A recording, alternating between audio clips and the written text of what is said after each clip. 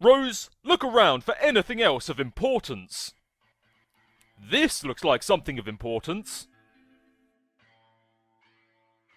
It appears to be Skynet's primary session terminal, monitoring a great number of suburb sessions in the northeastern United States and parts of Canada. Upon further investigation, you draw some logical conclusions. It looks like each session consists of an IP address and a physical location. The coloured dots on the map appear to be meteor impact sites. It appears each session corresponds with a meteor, but not all meteors have sessions. The colour of the dot appears to indicate the status of the meteor's descent. The red dots indicate meteors that have already landed. Yellow dots are imminent collisions. Green will impact later and blue will take the longest to touch down. You use the panel to centre in on your present location and zoom in. Surrounding the lab area, of course, are hundreds of smaller meteors that have been raining down steadily throughout the evening. Most of these meteorites have either landed already or will shortly. Centred over the lab is a significantly larger imminent collision. You can't say precisely how imminent, but you could certainly take an educated stab at it. Just southwest of the lab, centred suspiciously near the location of your house, is an even larger looming collision, though this one appears to be slightly less imminent. The terminal looks like it can monitor any meteor or session around the world. Search filters can be applied as well, restricting results based on size, time of impact, location, and so on. You zoom way out and narrow the search based on size. The two at the top of the list appear to be the biggest by far. You examine only their coordinates. The second biggest is centered over a US city. The biggest by a landslide is, luckily for the Earth you suppose, way out in the middle of the Pacific Ocean. Rose, turn on your laptop and check on John. You plug the laptop into the hub again and turn it on. It is now powered and connected to the wireless signal the hub is broadcasting. Your suburb session reconnects. No sign of John here. You wonder why the house is shaking. Last time you saw him, he was on one of the roof platforms. You will have to navigate via the suburb interface to find him.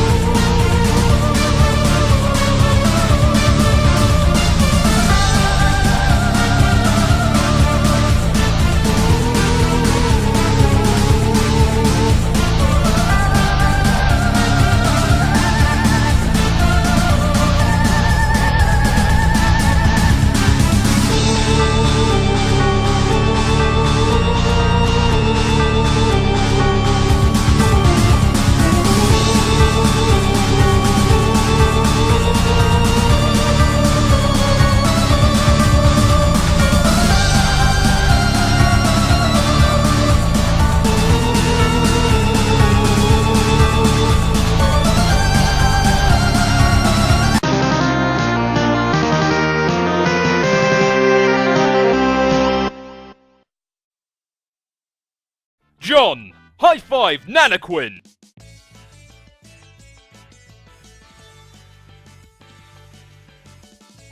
Good work, John. Oh hey! You're back! For now. I'll have to leave again shortly. It looks like there's another large meteor headed for my present location. Oh, so you mean Dave connected with you? Not yet. I'll explain later. But I think I've determined that activating the timer in your game is not directly responsible for summoning a meteor to your location.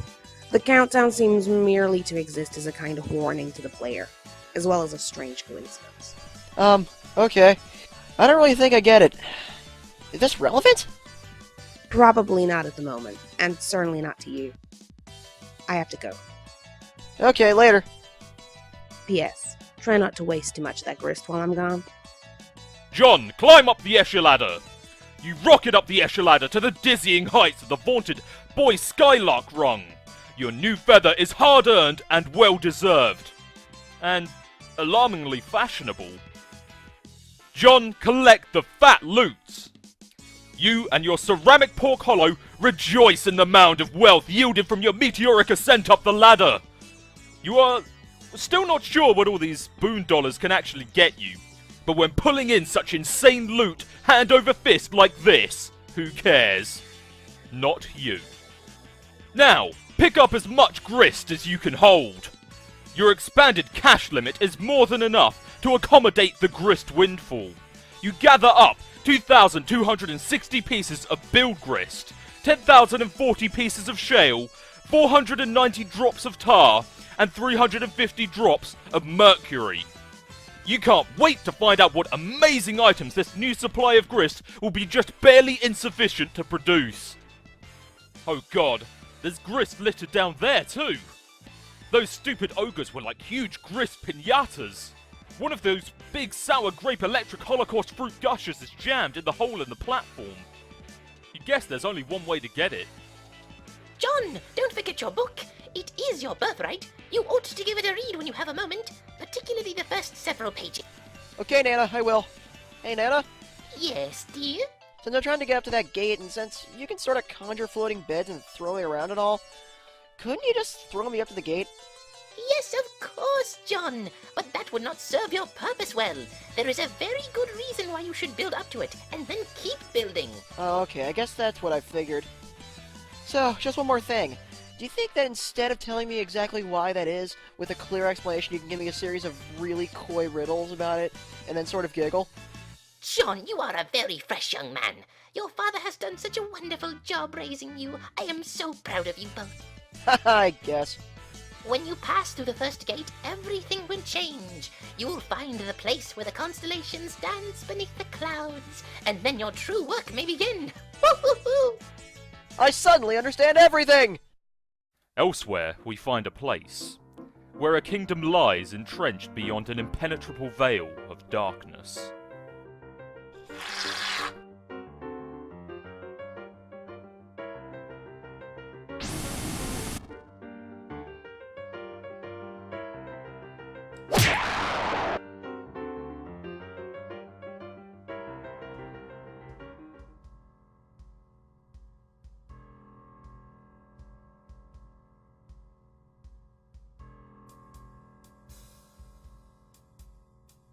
Graveyard stuffers.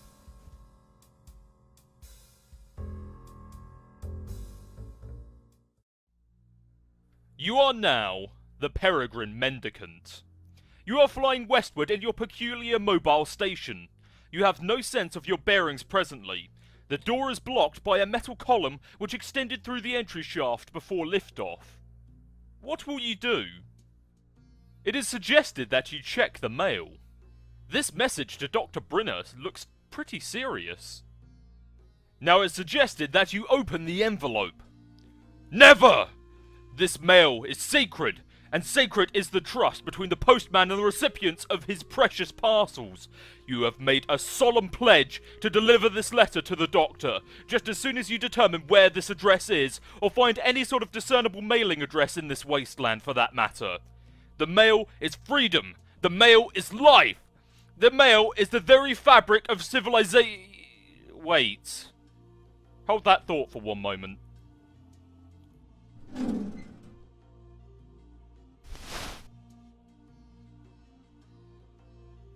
The mail is the one final hope for resurrecting a dead planet from its ashes, and the letter carriers are the brave soldiers of God in this righteous crusade. They are the defenders of the light of knowledge, free communication, and the exchange of ideas. They are the bold toters of all those little papery conduits of freedom, the white postmarked angels that whisper a message on their deliverance, a promise to the yearning. There is hope yet. Liberty, reason, justice, civility, edification, perfection. Mail. Now, examine the keyboard and screen. It's the terminal you use to activate the station's homing mechanism. It looks like it has now returned its control to you. The default viewport displays commands previously entered, including your last and only command, home. Type view. You type another one of the previously entered commands. It switches to the view of a young girl standing alone somewhere. There is a heavy amount of video interference of some sort. The girl seems familiar to you. Greetings. Don't I know you?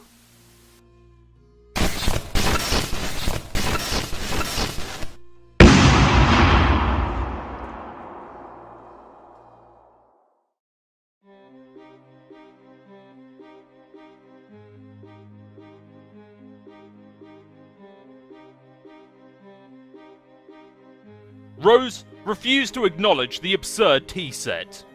You successfully disregard the tea set because it is stupid and shouldn't be in a place like this. You probe further into the lab. Looks like a little girl's room. This all strikes you as a bit odd. No time for messing around in here, though. Wear the scarf. Be the rider.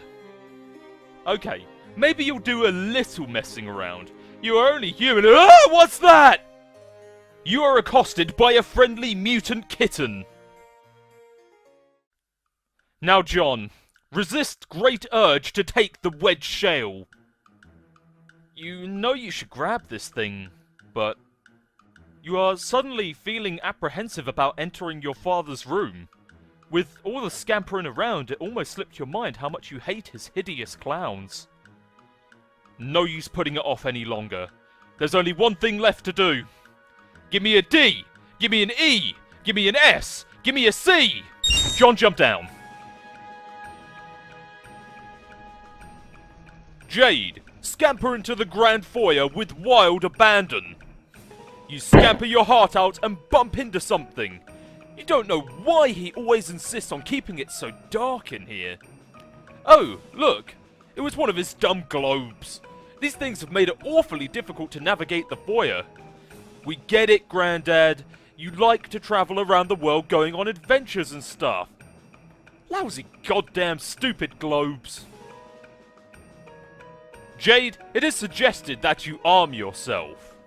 Grandpa will surely have stern words for you if he catches you without your trusty rifle at the ready. That's just what you need. Another one of his blustering, mustachioed diatribes. You are rolling your eyes in advance, getting them warmed up. But ideally you can evade him altogether. All you have to do is get past the fireplace and out the front door, and then you will be scot-free. Jade, examine those chaps on the sofa. These are the mayor's 4 distinguished house guests. They all like to gather here by the fireplace for tea time. As well as pretty much all other times. It's all very mannerly and civilized. You know exactly what's going to happen when you try and sneak by. The fireplace is going to light up, and your grandpa's silhouette is going to appear in front of the fireplace to give you a good spook. He is so predictable. And there he goes. The old man has the flame. You suppose you could still manage to sneak by the crafty old man if you were fast enough. Avoiding an encounter would be ideal. Encounters with him are usually, intense. Jade, leap dramatically across the divide! Whoops! You guess another encounter with him is almost certain now. But most likely not for a while. Time to see what someone else is up to. Oh, let's say Dave.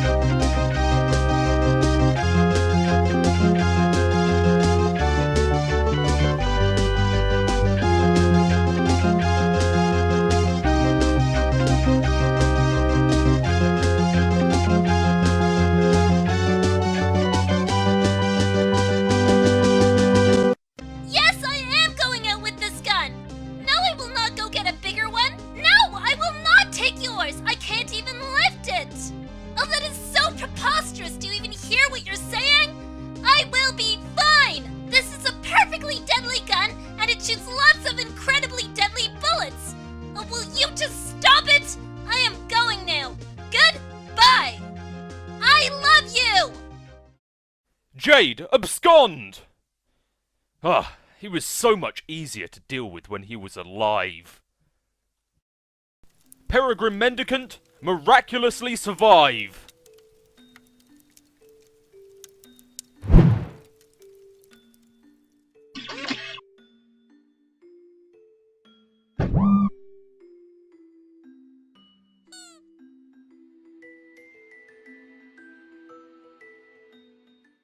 Rose, it is suggested that you refuse to acknowledge the absurd kitten.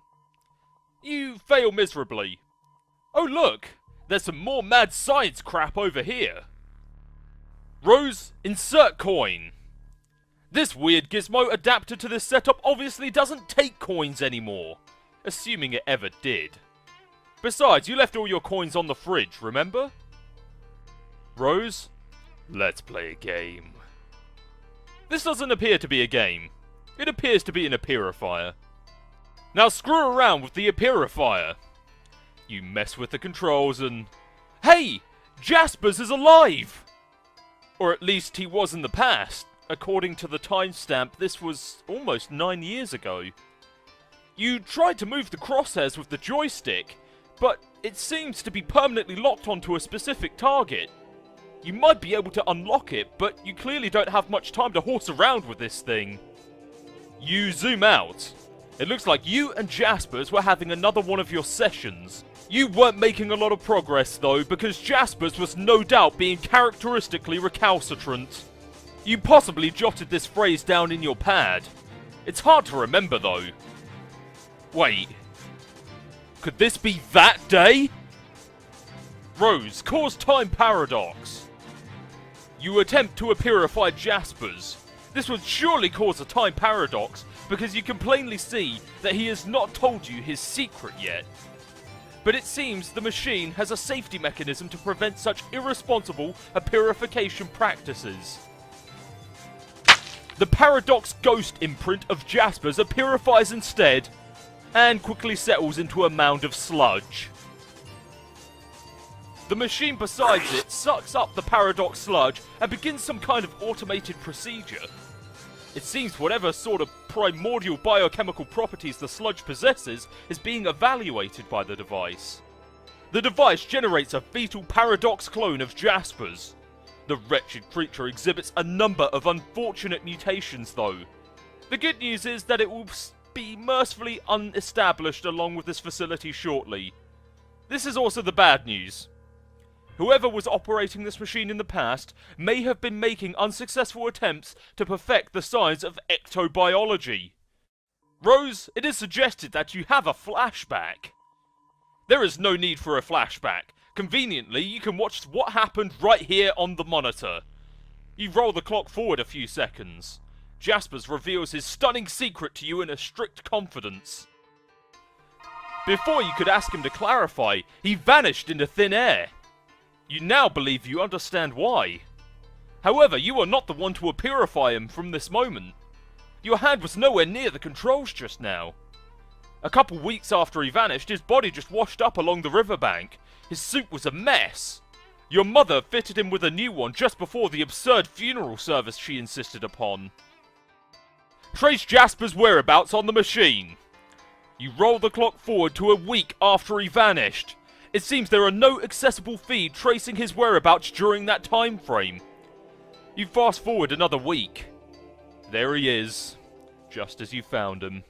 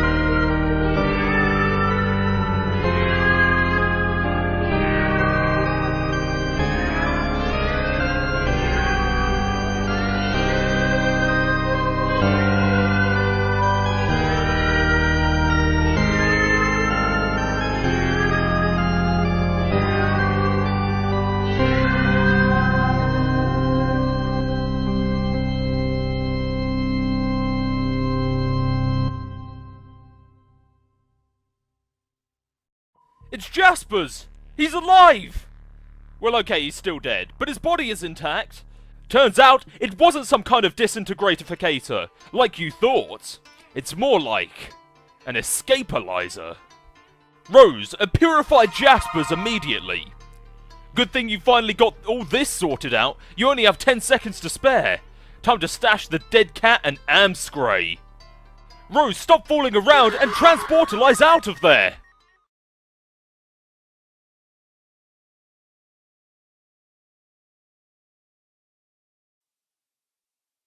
Open the envelope?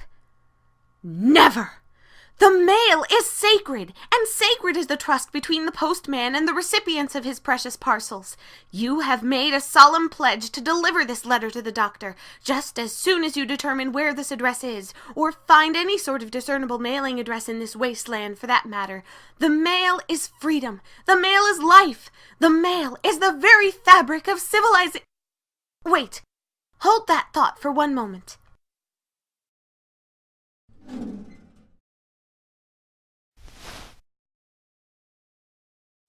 The mail is the one final hope for resurrecting a dead planet from its ashes, and the letter carriers are the brave soldiers of God in this righteous crusade.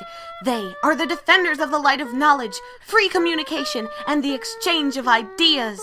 They are the bold toters of all those little papery conduits of freedom, the white postmarked angels that whisper a message on their deliverance, a promise to the yearning. There is hope yet. Liberty, reason, justice, civility, edification, perfection, mail.